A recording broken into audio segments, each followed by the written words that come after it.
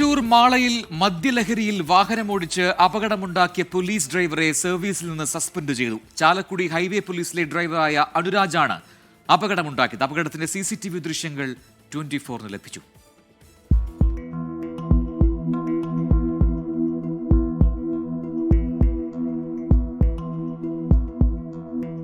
ഇന്നലെ രാത്രിയാണ് സംഭവം. അനുരാജ് മദ്യലഹരിയിൽ അമിത വേഗത്തിൽ ഓടിച്ച കാർ സ്കൂട്ടറിലും മറ്റൊരു കാറിലും ഇടിച്ചു. ഇതിനുശേഷവും ഇയാൾ കാർ നിർത്താൻ തയ്യാറായില്ല. മേലടൂരിൽ വെച്ച കാർ പോസ്റ്റിലിടിച്ച് തലക്കീഴായി മറിഞ്ഞു. ഇതോടെ നാട്ടുകാർ അനുരാജിനെ തടഞ്ഞുവച്ച് മാള പോലീസിൽ വിവരമറിയിക്കുകയായിരുന്നു. സ്ഥലത്തെത്തിയ മാള പോലീസ് അനുരാജിനെ കസ്റ്റഡിയിലെടുത്തു. ഇയാളുടെ കാറിൽ നിന്ന് മദ്യക്കുപ്പികളും കണ്ടെടുത്തു.